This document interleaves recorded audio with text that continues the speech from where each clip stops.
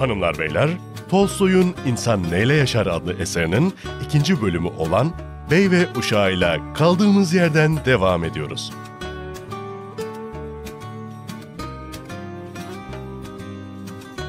Çetin geçen kış günlerinden biriydi. Sen Nikolay gününden 2 gün sonra kasaba kilisesinin bayramı vardı. İkinci sınıf alsatçılardan Vasili'nin o gün kiliseden ayrılması mümkün değildi. Vakfın işleriyle o ilgilenirdi. Hem evine de vakit ayırması, yakınlarını kabul etmesi ve onlara ikramda bulunması gerekiyordu. Fakat son misafiri de gidince hiç vakit kaybetmeden yol hazırlıklarına başladı. Evi buralarda bir yerde olan bir arazi sahibiyle görüşüp, ne zamandır almak için pazarlık ettiği bir koruluğu alacaktı. Telaşlıydı. Çünkü diğer alsatçıların erken davranıp bu hesaplı yeri alma ihtimalleri vardı. Vasili 7.000 ruble teklif etmesine rağmen mal sahibi 10.000 rubleden aşağı inmiyordu. Aslında 7.000 ruble, koruluğun gerçek ederinin sadece 1/3'üne yakın bir miktardı. Mal sahibinin biçtiği fiyatı biraz kırmak mümkün görünüyordu. Çünkü koruluk, Vasili'nin arazilerinin bulunduğu yere çok yakındı. Kasaba ileri gelenleri arasında her birinin arazileri çevresine düşen böylesi yerlerin fiyatını kimsenin yükseltmemesi usulden gibi bir şeydi ama Vasili, kentteki odun tacirlerinin araya girip bu işi halletmenin çarelerini aradıklarını haber almıştı. Bundan hareketle bayram kutlamaları biter bitmez kasasından 700 ruble çıkardı. Kilise kasasından aldığı 2.300 rubleyi katınca 7.000 rubleyi tamamladı. Parayı tekrar tekrar sayıp cebine attı, hazırlıklara girişti. O günün tek ayık uşağı Nikita, atları arabaya koşmak için davrandı. O gün ayıktı Nikita. Çünkü kendini bildi bileli hep içerdi. Yeni giysilerini ve ayakkabılarını elden çıkarmış ama artık içmeye tövbe etmişti. Tövbesine de uymuştu. 2 aydır elini bile sürmemişti içkiye. Her tarafta şarap içilen bu bayram gününde bile kendine engel olmayı başarmıştı. İşini coşkuyla yapması, işbirliği, gücü, temiz kalbiyle kendini herkese sevdirmeyi bilmişti. Ancak kimi zaman ortadan kaybolduğu olurdu.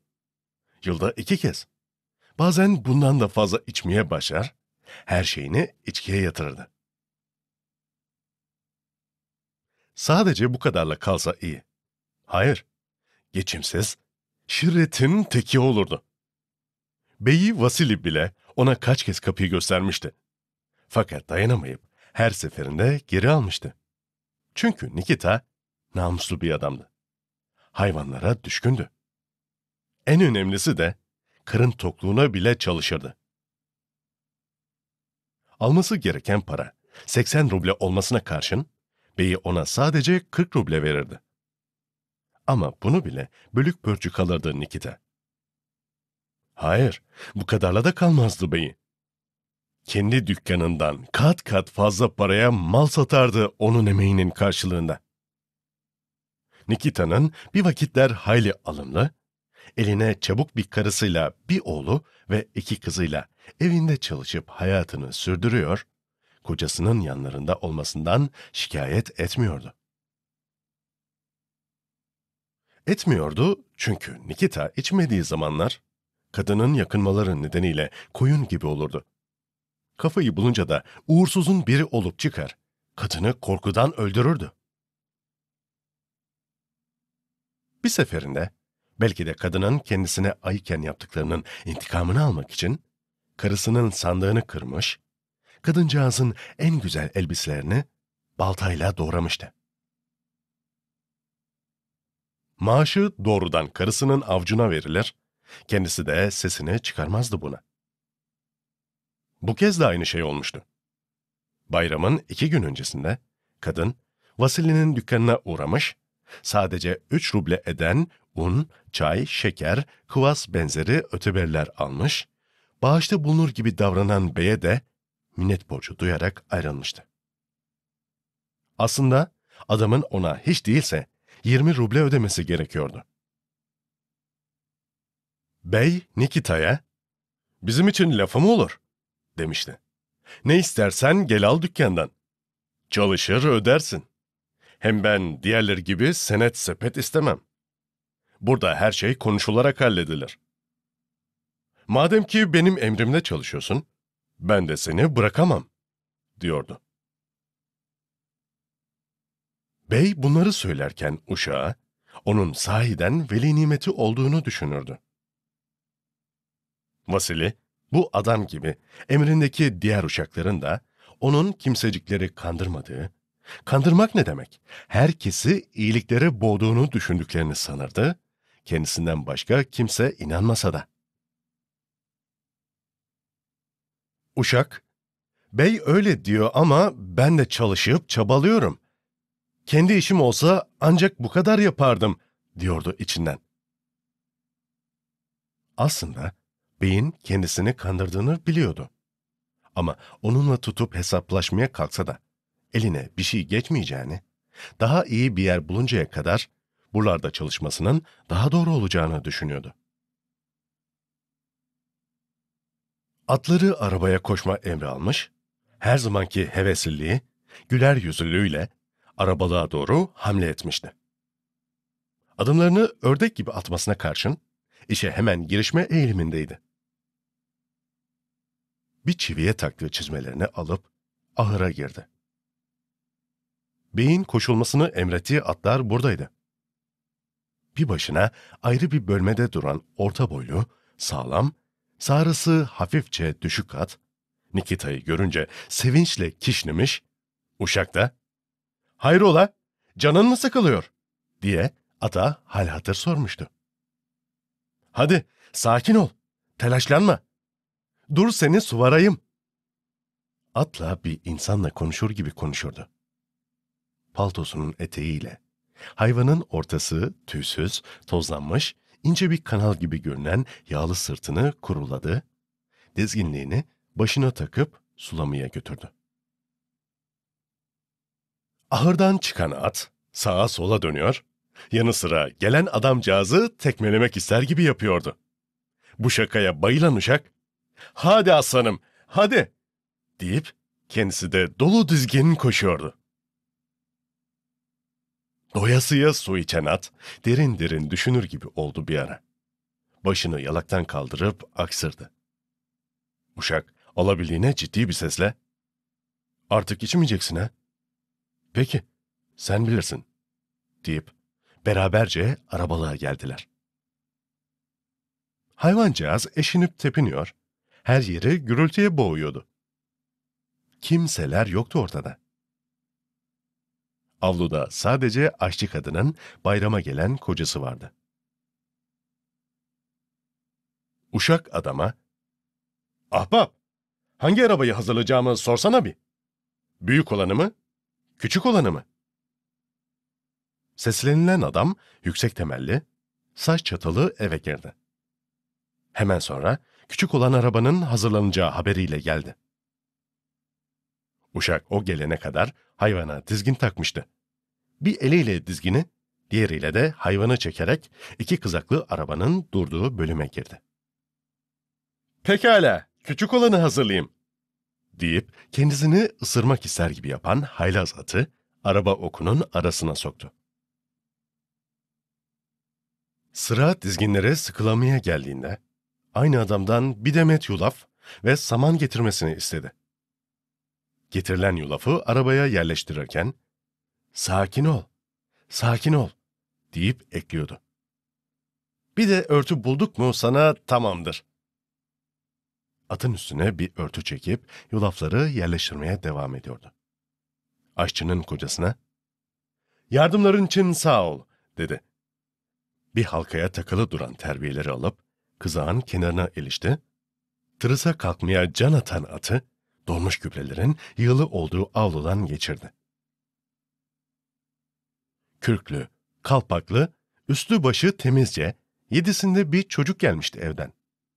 Çocuk, amca amca diye sesleniyordu. Ne olur ben de geleyim diyordu. Uşak, buyur küçük beyim deyip atı durdurdu. Beyin oğlunu kıza bindirdi. Çocuğun renksiz yüzü mutlulukla ışıldadı. Saat 3'e geliyordu. Hava soğuk, sisli, rüzgarlıydı. Gökyüzünde kapkara bulutlar vardı. Rüzgar sokakta uğulduyor, çatıdaki karları arabalığa yığıyordu. Kızak kapıdan geçmiş, evin taş merdivenleri önünde durmuştu. Bey, ağzında sigarası, üzerinde kürküyle karları gıcırtatarak çıktı. Sigarasından bir nefes alıp yere atarak ezdi. Burun deliklerinden duman çıkartarak göz ucuyla atı inceledi. Kürkünün yakalarını iyice kaldırdı. Oğlunu görüp, "Oo, küçük beye bak, nasıl oturmuş?" Akşam içkiyi fazla kaçırmıştı. Kendine ait şeyleri görmekten, kendinden her zamankinden daha hoşnuttu. Eskiden beri oğlunun her hareketinden hoşlanırdı. Gözlerini kıpıştırması, uzun dişlerini göstermesi bunun belirtisiydi. Başındaki şaldan dolayı sadece yüzü görünen evin sade hanımı da avluya çıkmıştı. Kocasının arkasında duruyordu. Ürke çekine yürüyüp, "Nikita'yı yanına alırsan iyi olur," dedi. Bey bu sözlerden hoşlanmamış olmalıydı. Yanıt vermeden somurttu, yere tükürdü. Kadın inlemeye benzeyen bir sesle, "Yanında çok para var, ayrıca havada bozabilir," dedi. Bey satıcılarla konuşur gibi heceleri vurgulayarak, "Rehber neyime gerek? Yolu bilmiyor muyum ben?" dedi. Kadın şalına biraz daha sarındı. "Hayır, yalvarırım al onu," dedi. "Ne de yapışkansın, nasıl alayım?" dedi adam. Uşak, "Ben hazırım," dedi. Kadına bakıp, "Ben yokken biri hayvanlara yem vermeyi unutmasın," dedi. Kadın, "Bana bırak o işi." Uşak beye dönüp, "Evet, ben de geliyor muyum?" "Hanımı gücendirmemeli. Ama geleceksen," göz ucuyla gülümseyerek adamın kısa, kirpas içinde etekleri limelenmiş eski paltosuna bakıp, "Seni daha fazla sıcak tutacak bir şey giy," dedi. Uşak aşçının kocasına, "Gel dostum, şu atı biraz tut," dedi. Çocuk ince sesiyle, "Ben tutayım," dedi ve fırlayıp kalktı. Üşüyen ellerini cebinden çıkarıp dizgini tuttu. Bey eğlenir bir sesle, "Fazla da süslenme, olur mu?" dedi uşağa. "Hemen gelirim," diyen uşak hizmetçilere ayrılmış bölüme seyirtti. Orada olan aşçı kadına, "Ne olur hanımım, şu paltomu hazırla. Sobanın yanında kurumaya bırakmıştım. Bey beni bekliyor." Konuşurken bir yandan da çivide asılı duran kemerini alıyordu. Yemekten sonra biraz kestirmiş ve şimdi de semaveri hazırlamaya girişmiş kadın, uşağı gülümseyerek dinledi. Hemen paltoyu alıp silkelemeye başladı. Uşak, "Birazdan keyfe dalacaksınız ha?" diyordu. Zaten kiminle olursa olsun herkesi mutlu edecek bir söz bulurdu mutlaka. Artık kemerini sıkılamış, şekle girmeyen karnını iyice bastırmıştı. "Ne de yakıştı ama. Artık açılmam bir yana, gevşemem bile mümkün değil," diyordu kendi kendine. Kollarını rahat bırakmak ister gibi omuzlarını kaldırdı, paltoyu üzerine giydi. Parmaksız eldivenlerini yerden alıp, "İşte oldu," dedi. Aşçı kadın, "Çizmelerini de değiştir. Bunların giyecek hali kalmamış," dedi. Biraz düşünen adam, "İyi olurdu ama ne de olsa yolumuz uzak değil," deyip koştu. Arabanın yanına geldiğinde evin kadını sordu. "Yavrum, üşürsün bak." Çocuk, "Üşümem, üşümem," dedi ve önüne biraz saman çekti, uslu at için gereksiz bulduğu kamçıyı altta bir yerlere koydu. Bey arabaya kuruldu. Üst üste giydiği iki kürklü sırtı bütün arabayı kaplamış gibiydi. Dizginlere sarıldı, hayvanı ilerletti. Uşak hareket halindeki kızağa atladı, bir ayağını dışarıdan sarkıtıp diğerini altına aldı. Havada soğumuş, yerdeki kar sertleşmişti. Kızak bu yüzden sarsılarak yol alıyordu. Dinlenmiş at, karlarla kaplı bir yola girmişti. Oğlunun kızağın ardında asılı olduğunu gören bey, neşeli bir sesle, "Hey, yaramaz! Orada ne yapıyorsun?" diye seslendi. Uşağa, "Ver şu kamçıyı bana," dedi. Sonra çocuğa dönüp, "Haydi, dosdoğru eve," diye seslendi. Çocuk yere indi, hayvan hızlandı. 6 hanelik bir köydü onlarınki. Son evi de geçince rüzgarın iyice sertleştiğini hissettiler. Yol zar zor seçiliyordu. Kızağın ayaklarının açtığı izlere rüzgar hemen kar yığıyordu. Tarlaların üzerinde kar koşturuyor, ufuk çizgisi belirmiyordu. Sürekli açık seçik görünen orman, savrulan karlardan seçilemiyordu. Rüzgar atın yelelerini savuruyordu. Atıyla övünen bey, "Kar çok fazla ama at yine de iyi gidiyor. Birinde yarım saat içinde P'ye gitmiştik." Rüzgarın yüzüne yapıştırdığı yakasından dolayı bir şey duyamayan uşak, "P'ye yarım saat içinde gitmiştik," dedi. "Öyledir. Sağlam bir hayvandır." Sustular ama bey konuşmak istiyordu. Bahar geldiğinde bir at alacak mısın?" Uşak yakalarını çekip, "Buna mecburuz. Oğlan büyüdü. Artık çift sürmesi gerek." "İyi. Bizim kemikliyi al. Fiyatta bir şeyler yaparım." Uşağın cevabı beyin açgözlülüğünü depreştirmişti. Satacağı malı cilalama konusunda becerikliydi. Fakat sözünü ettiği atın sadece 7 rublelik bir emanet olduğunu, beyin kendisine 25 rubleye okutacağını, 6 ay boyunca da zırnık koklatmayacağını bilen uşak, "Bana 15 ruble verseniz daha iyi. Mal pazarına gidip bir şeyler ararım." Bey, "Kemikli deyip geçme. Senin iyiliğini istediğim için söylüyorum. Benim vicdanım rahat. Kimseye kötülüğüm dokunmamıştır. Hele sana zarar ederek bile mal satıyorum." Pazarlık eden sesiyle, "Namusum hakkı için ben kimselere benzemem. Gerçekten sağlam bir beygirdir," dedi. İç geçiren uşak, "En ufak bir şüphem yok bundan," dedi. Beyin susmasını fırsat bilen uşak, yakasını tekrar kaldırdı ve yüzünü iyice kapattı. Bu halde yarım saat daha gittiler. Uşak elinin üstünde, kürkün yırtığından giren rüzgarı hissediyordu. Olduğu yere büzülüyor, ağzını kapatan yakasının içinde soluk alıp veriyordu. Vücudu üşümüyordu.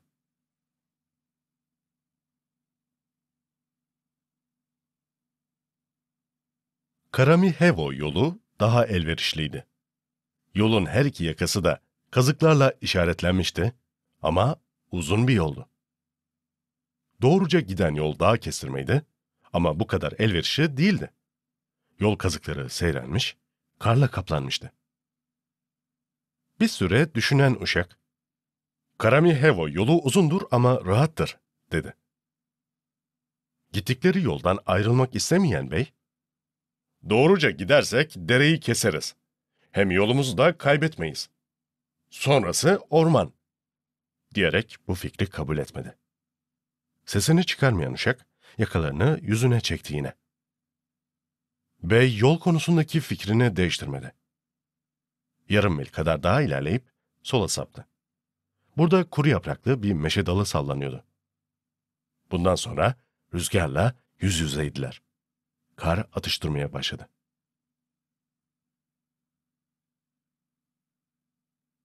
Bey kızağı kullanıyordu.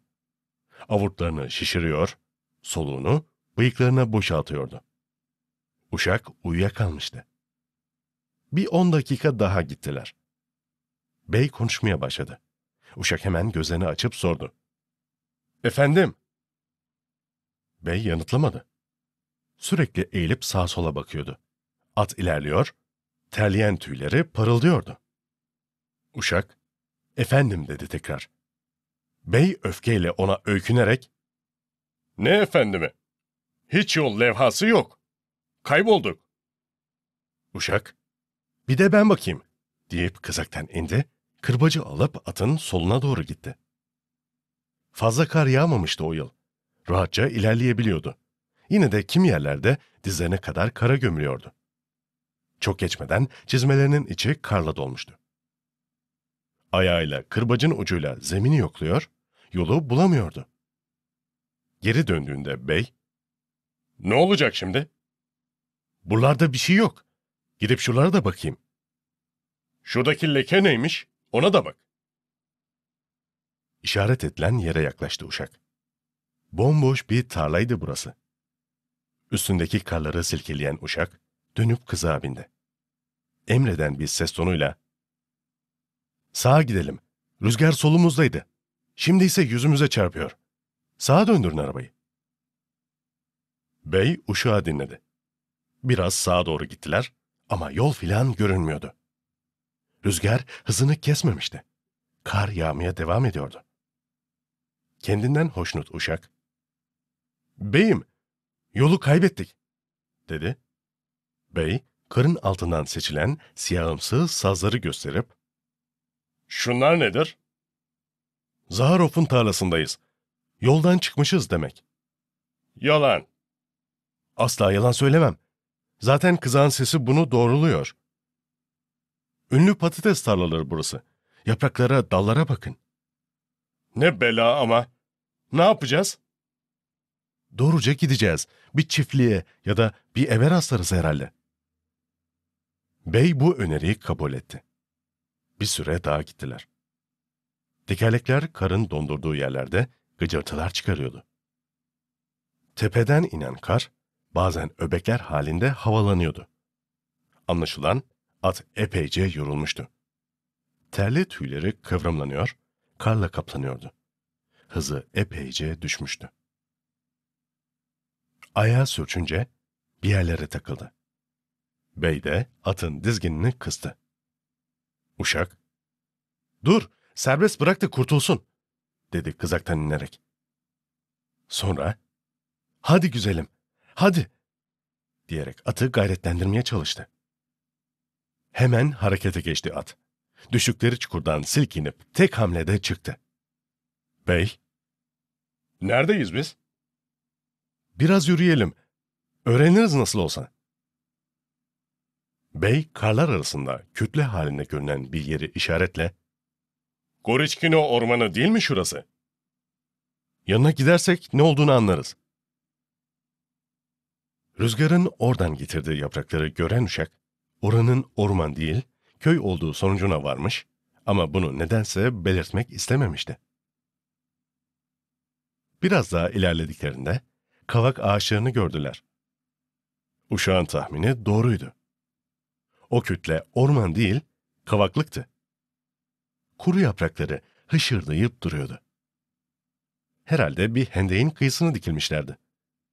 Bilinmez sesler çıkaran bu ağaca yaklaştıklarında at ön ayaklarını yukarı kaldırdı, bir yığına atlayıp döndü. Yolu bulmuşlardı. Uşak, "Neresi olduğunu bilmesek de bir yerlere geldik," dedi. At karla kaplı yolda ilerliyordu. Biraz ötede bir depo duvarı çıktı karşılarına. Oradan döndüklerinde yüzlerine vuran rüzgarla karlara daldılar. Önlerinde dar bir sokak ve 2 ev vardı. Yoldaki karı rüzgar yığmıştı ve aşılması zorluydu. Bu engeli de geçince rahat biçimde sokağa daldılar. Evlerinden birinin duvarında beyazlı kırmızılı 2 gömlek, donlar, ayak dolakları rüzgarla dans edip duruyordu. Beyaz gömlek yırtılacak kadar sallanıyordu. Uşak, Uyuşuk kadın. Şu çamaşırları neden toplamadı ki? Belki de hastalanmıştır, dedi. Köye girdiklerinde rüzgar aynı hızla esmeye devam ediyordu. Yolun her tarafı karla kaplıydı. Ama köyde ilerledikçe havanın yumuşadığı, şenlendiği hissediliyordu. Bir evin avlusundaki köpek ürüyor, kürkünü başına çeken bir kadın, bir evin eşiğinde durmuş, geçen yabancılara bakıyordu. Köy ortasında bir yerlerden genç kızların söylediği şarkıların sesi geliyordu. Rüzgar burada gücünü yitirmiş gibiydi. Dolayısıyla kar da fazla yığılmamıştı. Bey, burası Grishkino olabilir. Evet, orası.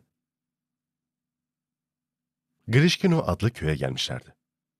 Sola fazla sapıp, ters yönde 10 mil ilerledikleri halde varmak istedikleri yerin uzağına düşmemişlerdi. Asıl gidecekleri yer olan Goriçkino buradan 10 mil uzaktı.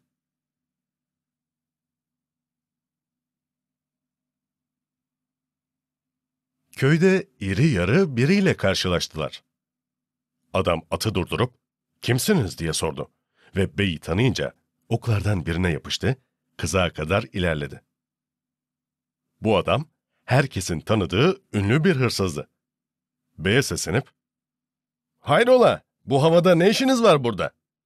Uşak adamın vodka koktuğunu hissetti. "Goriçkino'ya gitmek istiyoruz." "Ne kadar da uzağa düşmüşsünüz?" "Malakovo'dan sapacaktınız." Bey, "Ne yapalım, yolumuzu kaybettik."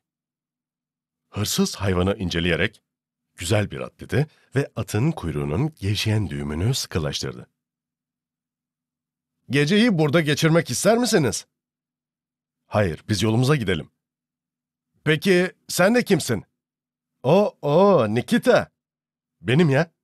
Hiç değilse artık yolumuzu kaybetmesek." "Niye kaybedesiniz? Geri dönüp sokak boyunca ilerleyin. Hiç sola bakmadan ana caddeye gelip sağa dönün." "Nereden sağa sapacağız?" "Bir çalılıkla karşılaşacaksınız. Onun karşısında bir kazık çakılı. Bol yapraklı bir meşe ağacı göreceksiniz. Oradan sapın." Bey ata geri manevra yaptırdı. Kızak tarif edilen yola döndü. Peşlerinden, "Ama kalsaydınız daha iyi olurdu," diye bir ses geldi. Bey seslenişe kayıtsız kalıp atı hızlandırdı. Ormandaki düz yoldan 10 mil gidecek olmasını dert etmiyordu. Kar da durmuştu. Geldikleri yolun ters tarafındaydılar şimdi. Kenarda köşede öbeklenmiş gübre yığınları görülüyordu. Çamaşır selli avlunun önünden tekrar geçtiler. Beyaz gömlek sadece bir koluyla seriliydi. Uğultular içindeki ağaçları buldular. Şimdi tarlaların ortasındaydılar.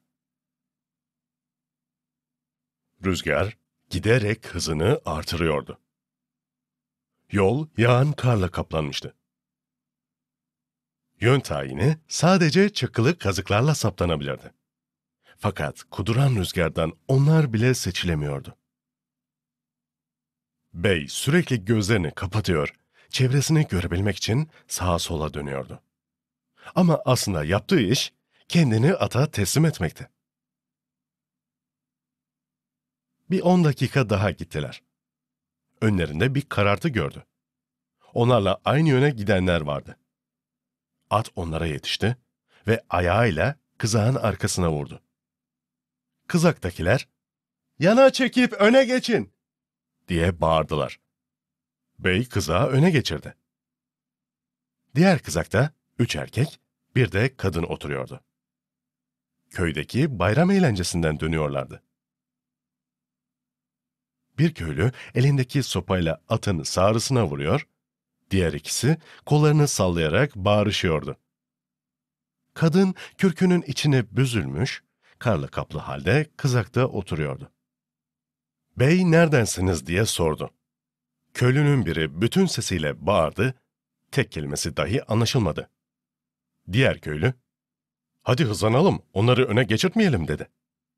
Atın sırtında bir kırbaç yakladı. Bey, zil zurna sarhoş bunlar dedi. Kızaklar çarpıştı. Neredeyse birbirlerine geçeceklerdi. Ayrıldılar. Köylülerin kızağı geride kalmıştı. Hanımlar beyler, 2. bölümün sonuna geldik. 3. bölümde yeniden görüşünceye dek esen kalın.